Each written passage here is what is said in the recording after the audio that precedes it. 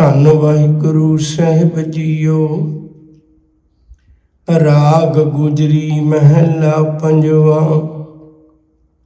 ਕਾਹੇਰੀ ਮਨ ਚਿਤਵੈ ਉਦਮ, ਜਾਂ ਆਖਰ ਹਰ ਜੀਓ ਭਰਿਆ। ਸੈਲ ਪੱਥਰ ਮੈਂ ਜੰਤੂ ਪਾਈ, ਤਾਂ ਕਾ ਰਿਜ਼ਕ ਆਗੇ ਕਰ ਧਰਿਆ। ਮੇਰੇ ਮਾਧੋ ਜੀ ਸਤ ਸੰਗਤ ਮਿਲੇ ਸੋ ਤਰਿਆ। ਗੁਰ ਪ੍ਰਸਾਦ ਪਰਮ ਪਦ ਪਾਇਆ, ਸੋ ਕੀ ਕਾਸ਼ਟ ਹਰਿਆ ਰਹਾਉ। ਜਨਨ ਪਿਤਾ ਲੋਕ ਸੁਤ ਬਣਤਾ, ਕੋਇ ਨਾ ਕਿਸ ਕੀ ਧਰਿਆ। ਸਿਰ ਸਿਰ ਰਿਜ਼ਕ ਸੰਭਾਹੇ ਠਾਕੁਰ, ਕਾਹੇ ਮਨ ਭਉ ਕਰਿਆ। ਊੜੀ ਊੜ ਆਵੇ ਸੈ ਕੋਸਾ, ਤਿਸ ਪਾਛੈ ਬਚਰੀ ਸ਼ਰਿਆ।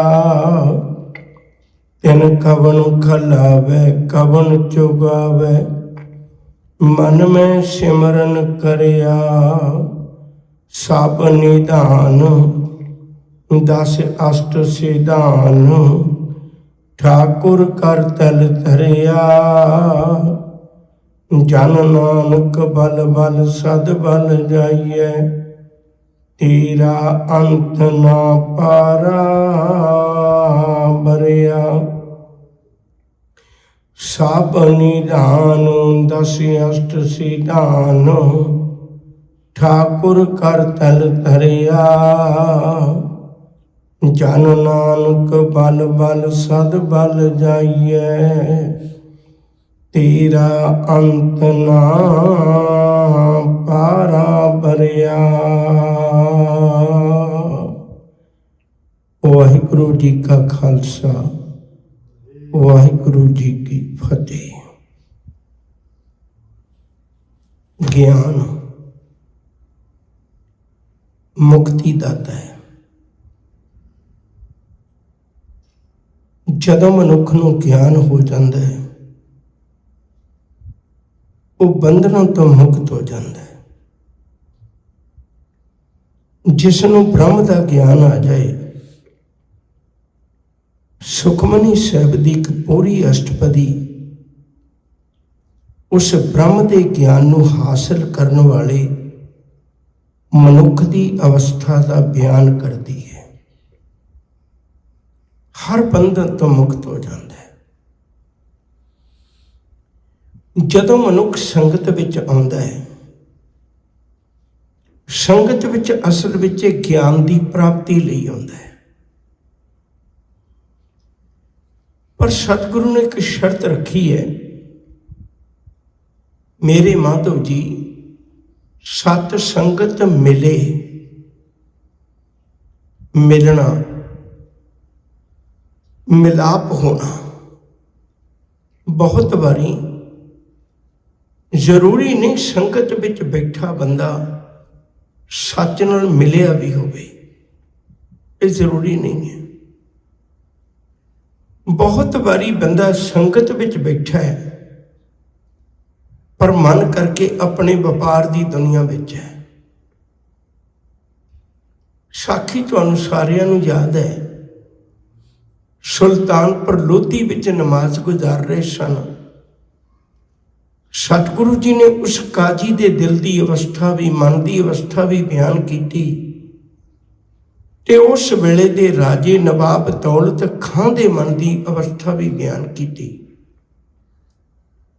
ਮੰਨਿਆ ਤੁਸੀਂ ਮਸਜਿਦ ਵਿੱਚ ਖਲੋਤੇ ਹੋ, ਮੰਨਿਆ ਤੁਹਾਡੀ ਜਿਹੜੀ ਜ਼ੁਬਾਨ ਹੈ ਉਹ ਕੁਰਾਨ ਮਜੀਦ ਦੇ ਸ਼ਬਦ ਬੋਲਦੀ ਹੈ, ਨਮਾਜ਼ ਪੜ੍ਹਦੀ ਹੈ। ਤੁਹਾਡਾ ਸਰੀਰ ਵੀ ਉਸੇ ਤਰ੍ਹਾਂ ਦੀਆਂ ਕਿਰਿਆਵਾਂ ਕਰਦਾ ਹੈ ਜੋ ਇੱਕ ਨਮਾਜ਼ੀ ਨੂੰ ਕਰਨੀਆਂ ਚਾਹੀਦੀਆਂ ਨੇ, ਪਰ ਤੁਸੀਂ ਮਿਲੇ ਨਹੀਂ। ਜਿਹੜਾ ਮਿਲ ਗਿਆ ਨਾ, ਸੱਚ ਨਾਲ ਮਿਲ ਗਿਆ, ਸੱਚ ਨਾਲ ਮਿਲਣ ਵਾਲੇ ਬੰਦੇ ਨੂੰ ਫਿਰ ਗਿਆਨ ਹੋ ਜਾਂਦਾ ਹੈ ਔਰ ਬੰਧਨਾਂ ਤੋਂ ਮੁਕਤ ਹੋ ਜਾਂਦਾ ਹੈ। ਸਤਿਗੁਰੂ ਜੀ ਨੇ ਕਿਰਪਾ ਕੀਤੀ, अज का अमृत बचन बड़ी तवज्जो दे के समझियो। हजूर ने कृपा की है। मेरे माधव जी, हे मेरे वाहिगुरू जी, तेरे घर का एक बड़ा अजीब किस्म का निजम है। सत संगत मिले सो तरिया। वो दुनिया के भरमां तो, दुनिया के डर तो, लोक लाज तो, जम तो, विकारां तो, माया तो, सब कुछ की पकड़ तो आजाद हो जाता है, तर जाता है। तर जाने का मतलब की होंदा? उसकी पकड़ तो आजाद हो जाना। डुबदा बंदा कदों है? जो पानी की पकड़ विच, गिरफ्त विच आ गया, अपना जोर ना चले फिर डुब जाएगा। जिथे मनुख लाचार हो जाता है उन्होंने डुबिया कह दिंदे हैं। साहब कहंदे भी वो मनुख तर जाता है जिहड़ा मनुख सत संगत विच आके सत दा संग करता है। इत्थे बैठ के अपने जीवन विच सच नूं समझण दी कोशिश करता है। जे सच नहीं समझिया फिर प्राप्ति कुछ भी नहीं हो सकती। गुरुदेव ने बड़े ऐसे वचन गुरबाणी विच बख्शिश कीते ने। हजूर आखते ने, कहते देख, एक अरिंड का दरख्त है, मामूली जिहा है, आम काफूस वर्गा ही है। उसकी कोई बहुती वैल्यू नहीं, उसकी कोई बहुती कीमत नहीं, पर चंदन के नेड़े बस गया। जिहड़ा गुण चंदन ने छड्डिया उन्हें खुशबू छड्डी, ते उस अरिंड के काफूस के दरख्त, अरिंड के दरख्त ने कहते उसनूं ग्रहण कर लिया, उन्होंने धारण कर लिया। ये यकीन करके जानियो, वो आम मामूली जी लकड़ भी चंदन के भाव विकण लग पई। सच करके जानियो, संगत विच की है, इत्थे सच वंडिया जाता है। जिवें चंदन सच की खुशबू खिलारदा है, इत्थे सच की खुशबू गुरु जी खिलारते हैं। हुण जिहड़े ग्रहण कर लेंदे ने, जिहड़े धारण कर लेंदे ने, जिहड़े उसनूं पकड़ लेंदे ने, ते यकीन करके जाने वो भी कीमती हो जाते हैं। संगत विच कमी नहीं है, कमी साडे धारण करन विच है। मैं धारण की कीता है, मैं कबूल की कीता है, मैं प्रवान की कीता है, मैं लैके की चलिया संगत विचों। वो मनुख का जीवन पार हो जाता है।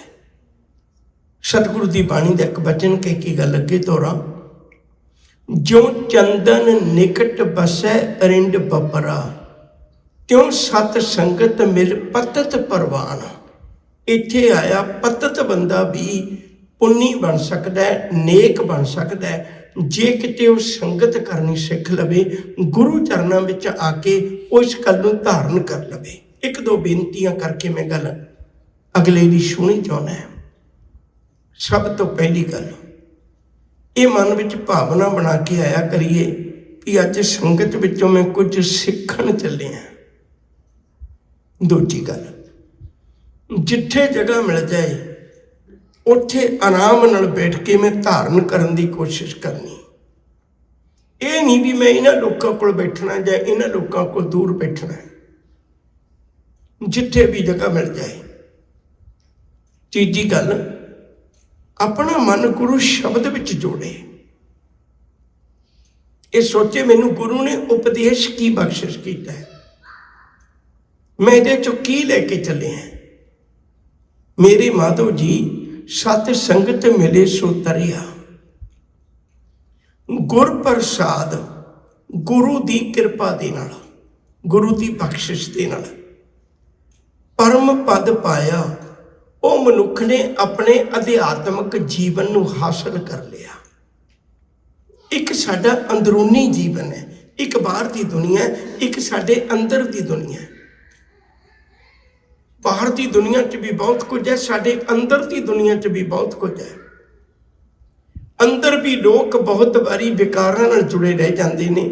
अंदर भी कोई विरला जिहड़ा अपने अंदरूनी सच नाल जुड़ता है। गुर प्रसाद परम पद पाया। गुरु की कृपा का सदका मैं अध्यात्मक जीवन की अवस्था नूं हासिल कर लिया। मैं अपने आप नूं आप मिल गया। मैं अपने आप दी आप नेड़ता हासिल कर ली। सतगुरु कृपा करते ने ते बाहरली उदाहरण दिती हुण सतगुरु ने भई अंदरूनी जीवन किवें हरा भरा हो जाता है, वो किवें विकारां दी अग तो, किवें तृष्णा दी अग तो, किवें ईरखा दी अग तो सड़िया होया जिहड़ा मन है वो किवें पवित्र हरा भरा हो जाता है।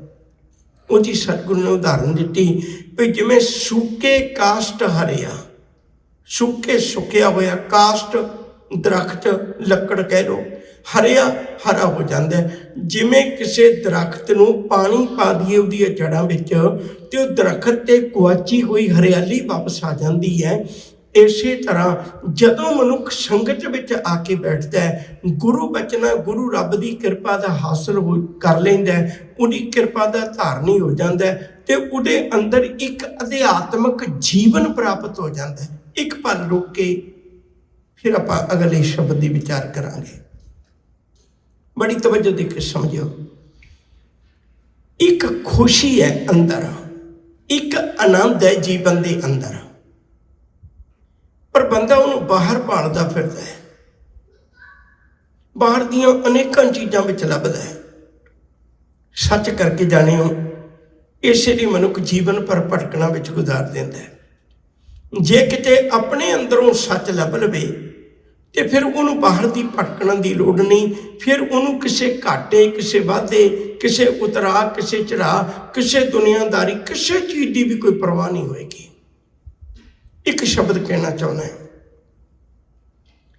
प्रभ की आज्ञा आत्म हितावै, जीवन मुक्त सो कहावै, तैसा हरख तैसा उस सोग, सदा आनंद तै नहीं वियोग, तैसा स्वर्ण तैसी उस माटी, तैसा अमृत तैसी बिखाटी, ए वरताए साई जुगत, नानक ओ पुरख कही है, जीवन मुक्त। जिहदे जीवन की अवस्था इहो जी बन गई, मैनूं लोग की कहंदे ने कोई परवाह नहीं, मैं सच दे नाल जाना है। सतगुरु जी ने अज का अमृत बचन बख्शिश किया है। मेरे माधव जी सत संगत मिले सो तरिया, गुर प्रसाद परम पद पाया, सूके कास्ट हरिया। हुण इहदियां पहलियां पंक्तियां ने, इहदे विच गुरु जी ने कुछ उदाहरणां दित्तियां ने और एक एक उदाहरण नूं पकड़ विच रख के तुरे जे। काहे रे मन चितवै उद्यम, जा आखिर हर जियो भरिया। चितवै सोचना, चिंता करनी, सोच का भी दूजा रूप है चिंता करनी, एक भली सोच है। साहब कहते भी बंदिया तुसी दिन रात सोचते रहंदे हो, दिन रात चिंता विच लगे रहंदे हो। मनुख नूं कदे चिंता खत्म नहीं हुंदी, मेरा की बनेगा, मेरे बच्चों की रोजी रोटी का की बनेगा, मेरे बच्चों के बच्चों की रोजी रोटी का की बनेगा। बड़ियां प्यारियां उदाहरण सियाने लोगों ने दित्तियां ने। एक बहुत अमीर बंदा अपने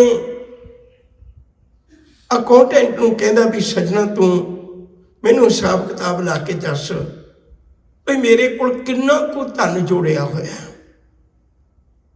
उन्हें कई दिनों के बाद जाके दसी गल, कहन लगे भी शाह जी जे तुहाडीआं पीढ़ियां अज तो बाद काम करना बंद कर दें तो तुहाडीआं 9 पीढ़ियां 9 जनरेशनस तुहाडीआं बैठियां खा सकदियां ने।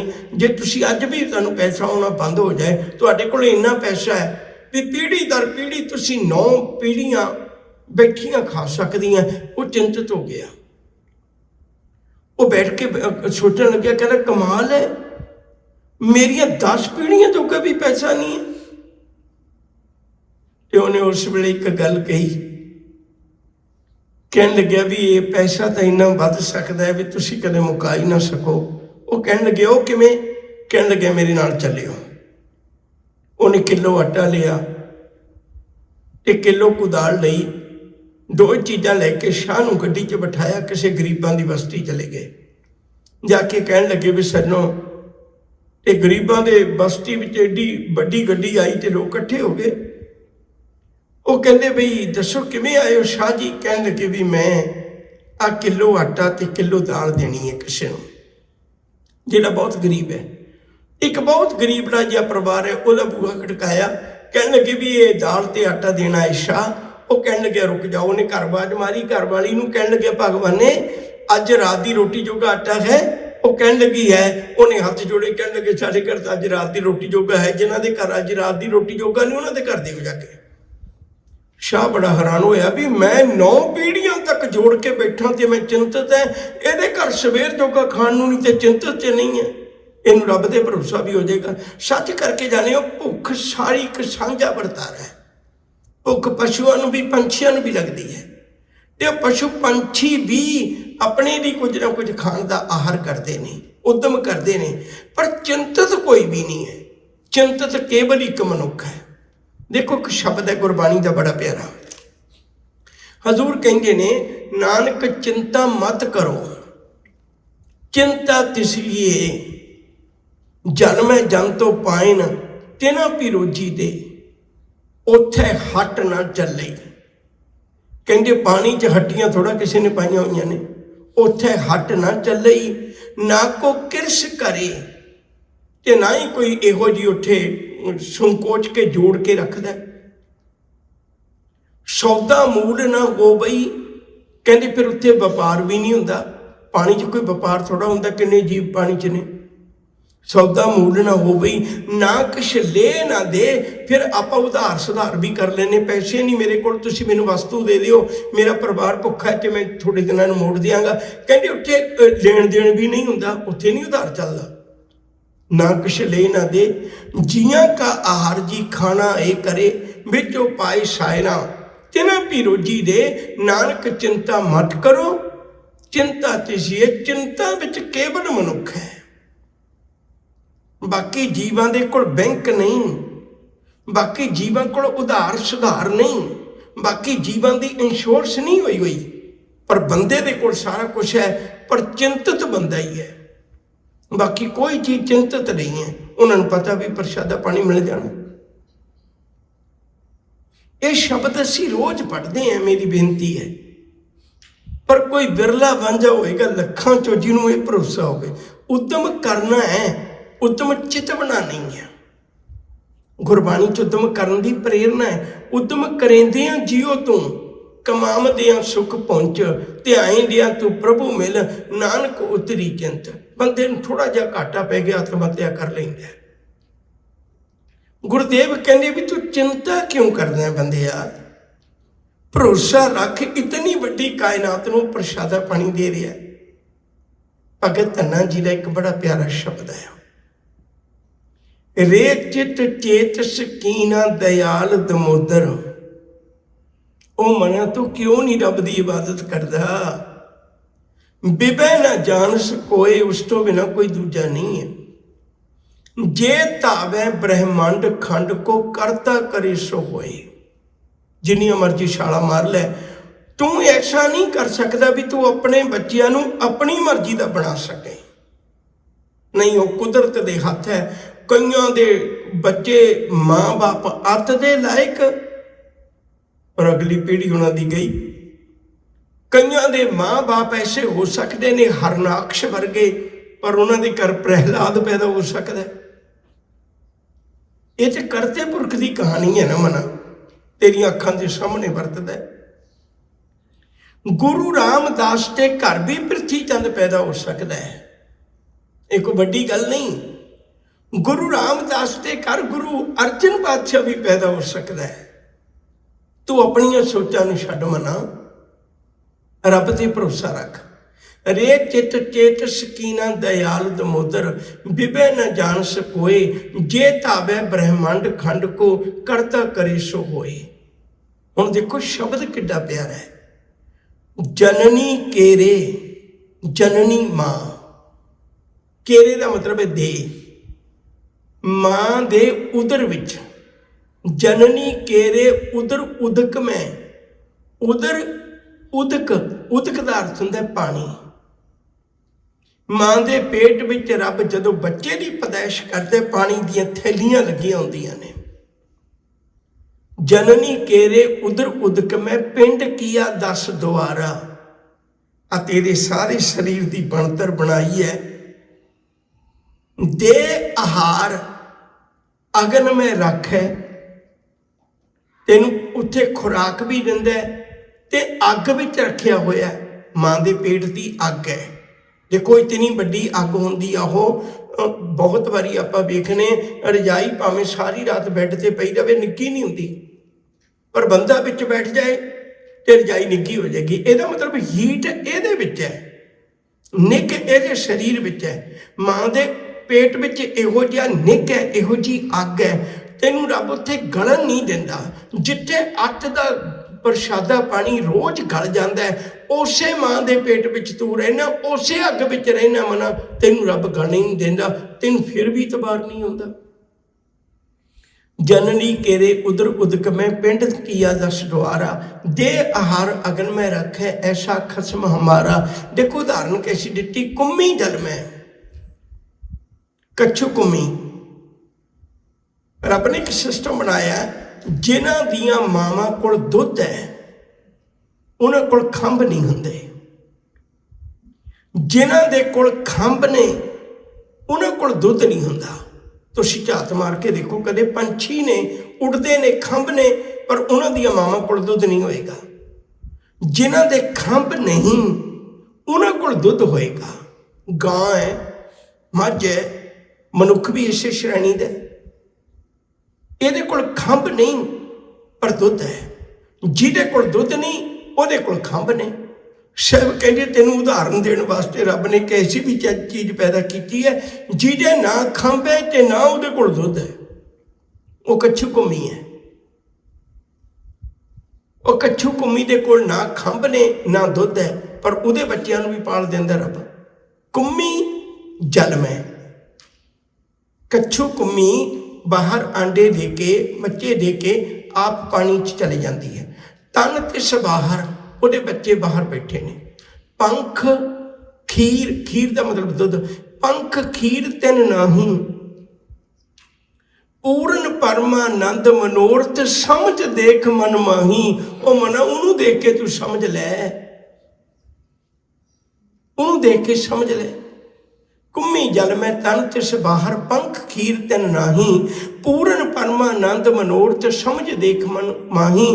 पाखान, पाखान का अर्थ होंगे पत्थर। पाखान कीट गुप्त हुए रहता।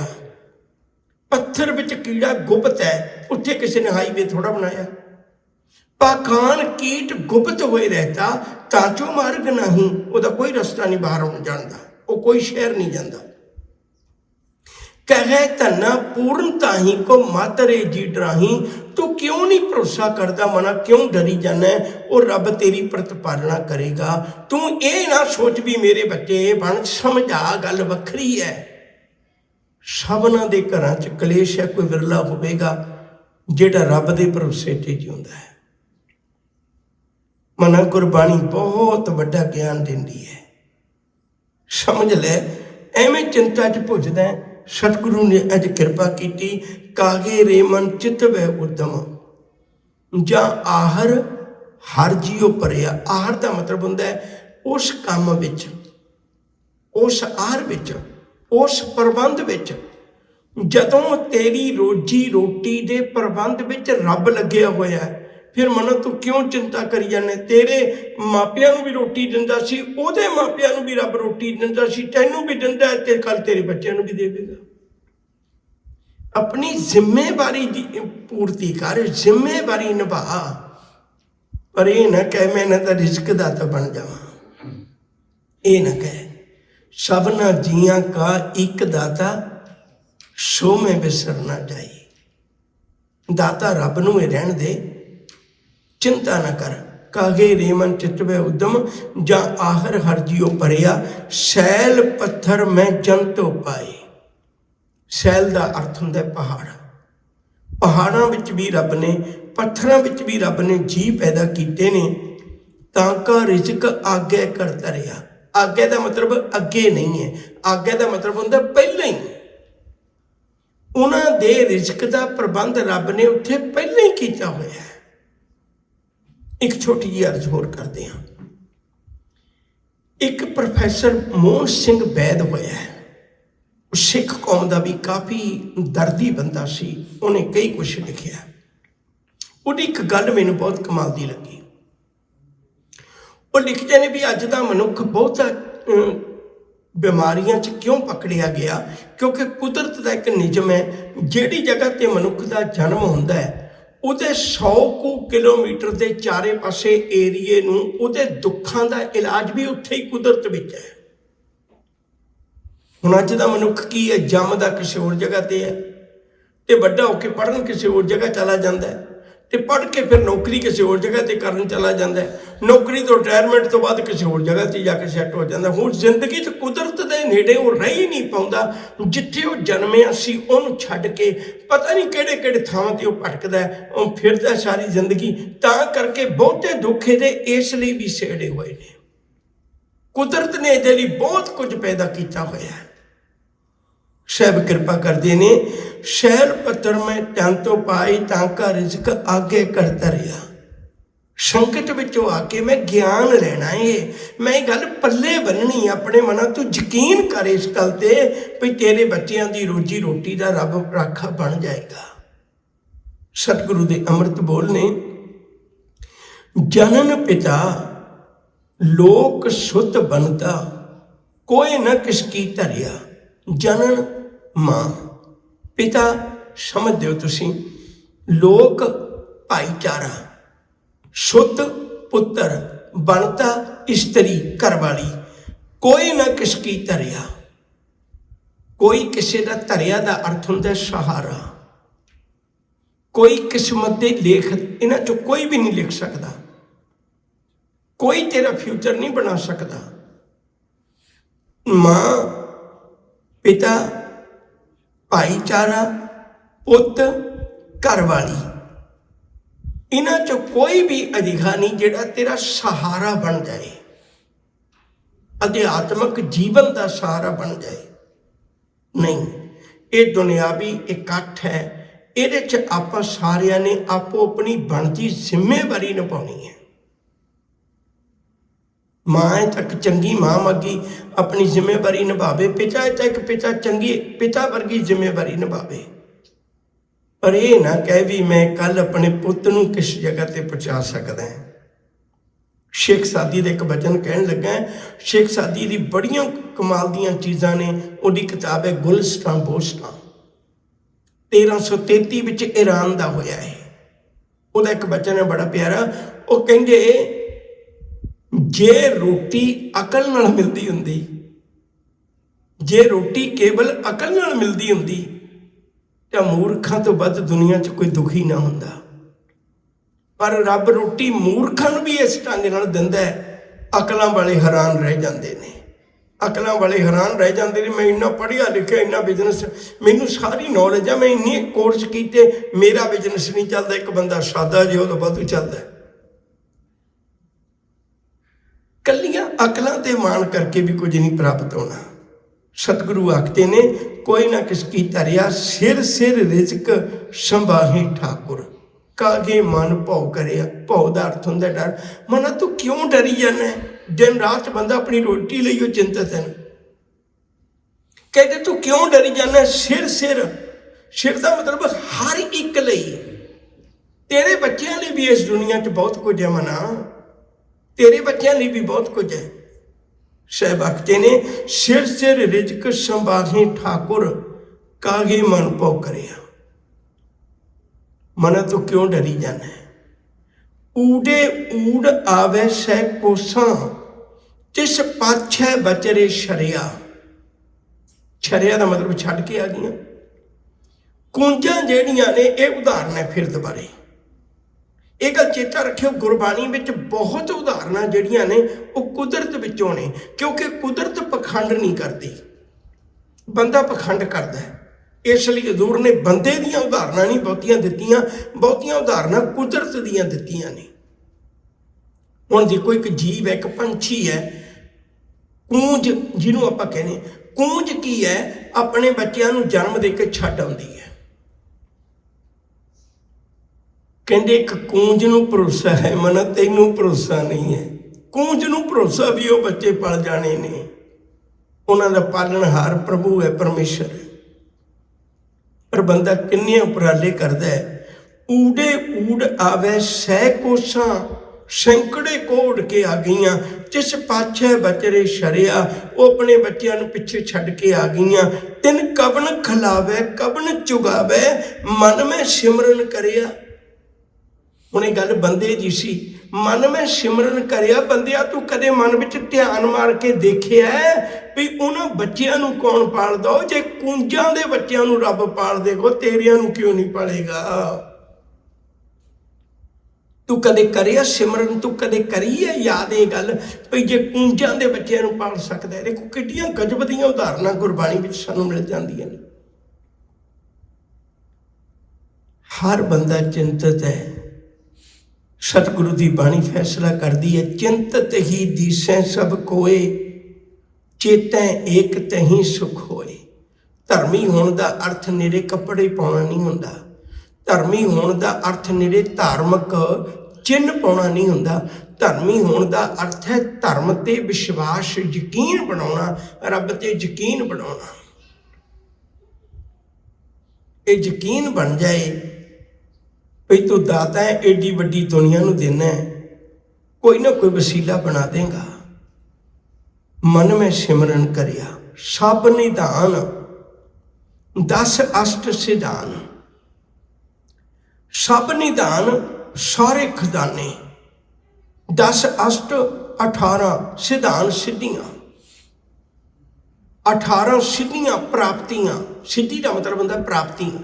ਜਿੰਨੀਆਂ ਵੀ ਪ੍ਰਮੁੱਖ ਪ੍ਰਾਪਤੀਆਂ ਨੇ ਅਤੇ ਸਾਰੇ ਖਜ਼ਾਨੇ ਨੇ ਠਾਕੁਰ ਪਰਮੇਸ਼ਰ ਨੇ ਕਰ ਹੱਥ ਤਲ ਤਲੀ ਧਰਿਆ। ਰੱਬ ਨੇ ਇਹ ਸਾਰੀਆਂ ਦਾਤਾਂ ਆਪਣੀ ਤਲੀ ਤੇ ਰੱਖੀਆਂ ਹੋਈਆਂ ਨੇ। ਸਮਾਂ ਬਹੁਤ ਨੇੜੇ ਹੋ ਗਿਆ। ਇੱਕ ਨਿੱਕੀ ਜਿਹੀ ਗੱਲ ਕਰਨਾ ਚਾਹੁੰਦਾ, ਬੜੀ ਤਵੱਜੋ ਦੇ ਕੇ ਸਮਝਿਓ ਇਸ ਨੂੰ ਵੀ। ਦੋ ਚੀਜ਼ਾਂ ਹੁੰਦੀਆਂ ਨੇ ਸਾਡੇ ਜੀਵਨ ਵਿੱਚ, ਇੱਕ ਦੁਕਾਨ ਤੇ ਇੱਕ ਮਕਾਨ। ਮਕਾਨ ਵਿੱਚ ਜੋ ਕੁਝ ਰੱਖਿਆ ਹੁੰਦਾ ਬੰਦੇ ਨੇ ਆਪਣੀ ਵਰਤੋਂ ਵਾਸਤੇ, ਆਪਣੀ ਪਸੰਦ ਦਾ ਹੁੰਦਾ ਹੈ। ਘਰਾਂ ਵਿੱਚ ਜੋ ਕੁਝ ਵੀ ਰੱਖਿਆ ਹੈ ਉਹ ਆਪਣੀ ਵਰਤੋਂ ਵਾਸਤੇ ਤੇ ਆਪਣੀ ਪਸੰਦ ਦਾ ਰੱਖਿਆ ਹੁੰਦਾ ਹੈ। ਘਰ ਵਿੱਚੋਂ ਵੇਚੀਦਾ ਨਹੀਂ।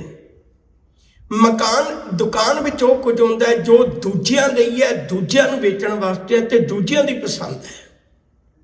ਹੋ ਸਕਦਾ ਦੁਕਾਨਦਾਰ ਨੂੰ ਕੋਈ ਚੀਜ਼ ਪਸੰਦ ਵੀ ਨਾ ਹੋਵੇ, ਪਰ ਉਹਨੂੰ ਲੋਕਾਂ ਦੀ ਮੰਗ ਕਰਕੇ ਰੱਖਣੀ ਪੈਂਦੀ ਹੈ। ਸਤਿਗੁਰੂ ਆਖਦੇ ਨੇ, ਕਹਿੰਦੇ ਰੱਬ ਨੇ ਦੁਕਾਨ ਨਹੀਂ ਬਣਾਈ, ਰੱਬ ਨੇ ਮਕਾਨ ਬਣਾਇਆ। ਸਾਚੇ ਸਾਹਿਬਾ ਕਿਆ ਨਾਹੀਂ ਘਰ ਤੇਰੇ, ਕਿਉਂਕਿ ਜਦੋਂ ਘਰ ਵਿੱਚੋਂ ਕੁਝ ਮਿਲਦਾ ਉਹ ਪਿਆਰ ਨਾਲ ਮਿਲਦਾ, ਪਰ ਜਦੋਂ ਦੁਕਾਨ ਤੋਂ ਕੁਝ ਮਿਲਦਾ ਉਹ ਵਪਾਰ ਨਾਲ ਮਿਲਦਾ। ਸਭ ਕਹਿੰਦੇ ਤੂੰ ਮੇਰੇ ਨਾਲ ਵਪਾਰ ਨਾ ਕਰ, ਤੂੰ ਮੇਰੇ ਨਾਲ ਪਿਆਰ ਕਰ। ਜਦੋਂ ਕਿਸੇ ਦੇ ਘਰ ਜਾਂਦੇ ਹੋ, ਤੁਸੀਂ ਭੂਆ ਦੇ ਘਰ ਜਾਂਦੇ ਹੋ, ਮਾਸੀ ਦੇ ਘਰ ਜਾਂਦੇ ਹੋ, ਤੇ ਮੁੱਲ ਥੋੜਾ ਮਿਲਦਾ ਹੈ, ਪਰ ਮਿਲਦਾ ਬੜਾ ਕੁਝ ਹੈ। ਮਿਲਦਾ ਤੇ ਬੜਾ ਕੁਝ ਹੈ, ਪਰ ਉਹ ਤੇ ਮੁੱਲ ਨਹੀਂ ਨਾ ਮਿਲਦਾ। ਉਹੀ ਮਾਸੜ ਦੀ ਦੁਕਾਨ ਹੋਵੇ, ਉਸੇ ਮਾਸੀ ਦੀ ਦੁਕਾਨ ਹੋਵੇ, ਦੁਕਾਨ ਤੇ ਜਾਓਗੇ ਤੇ ਮੁੱਲ ਮਿਲੇਗਾ। ਸਭ ਕਹਿੰਦੇ ਉਹ ਤਾਂ ਰੱਬ ਦਾ ਤਾਂ ਘਰ ਹੈ। ਬੰਦਿਆ ਤੂੰ ਰੱਬ ਦੇ ਘਰ ਪਿਆਰ ਨਾਲ ਲੈ, ਤੂੰ ਵਪਾਰ ਨਾ ਕਰ। ਤੂੰ ਐਵੇਂ ਨਾ ਕਰ ਮੈਂ 25 ਪਾਠ ਜਪਜੀ ਸਾਹਿਬ ਦੇ ਕੀਤੇ ਹੁਣ ਮੈਨੂੰ ਆ ਦੇ।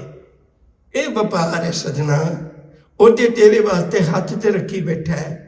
ਸਭ ਨਿਦਾਨ 10 ਅਸ਼ਟ ਸਿਧਾਨ, ਠਾਕੁਰ ਕਰ ਤਲ ਧਰਿਆ। ਜਨ ਨਾਨਕ ਬਲ ਬਲ ਸਦ ਬਲ ਜਾਈਐ, ਤੇਰਾ ਅੰਤ ਨਾ ਪਾਰਾ ਵਰਿਆ। ਵਾਹਿਗੁਰੂ ਮੈਂ ਤਾਂ ਕੁਰਬਾਨ ਹੀ ਜਾਣਾ ਤੇਰੀਆਂ ਵਡਿਆਈਆਂ ਤੋਂ, ਤੇਰਾ ਅੰਤ ਮੈਂ ਨਹੀਂ ਪਾ ਸਕਦਾ। ਆਓ ਪਿਆਰ ਵਾਲਿਓ ਮੇਰੇ ਸਮੇਤ ਅੱਜ ਆਪਾਂ ਕੋਸ਼ਿਸ਼ ਕਰੀਏ ਵੀ ਜੇ ਸ਼ਬਦ ਨੂੰ ਸੁਣਿਆ ਨਾ, ਇਹਨੂੰ ਪੜ੍ਹਿਆ ਵਿਚਾਰਿਆ, ਤੇ ਆਪਾਂ ਆਪਣੀ ਜ਼ਿੰਮੇਵਾਰੀ ਨਿਭਾਈਏ ਵੀ ਮੈਂ ਆਪਣੇ ਬੱਚਿਆਂ ਨੂੰ ਪੜ੍ਹਾਉਣਾ ਹੈ, ਸਿੱਖਿਆ ਦੇਣੀ, ਸਾਰਾ ਕੁਝ ਕਰਨਾ, ਪਰ ਮੈਂ ਚਿੰਤਾ ਨਹੀਂ ਕਰਨੀ। ਮੈਂ ਉਹਨਾਂ ਦਾ ਰਿਜ਼ਕ ਦਾਤਾ ਨਹੀਂ ਬਣਨਾ, ਰਿਜ਼ਕ ਦਾਤਾ ਮੇਰਾ ਮਾਲਕ ਹੈ।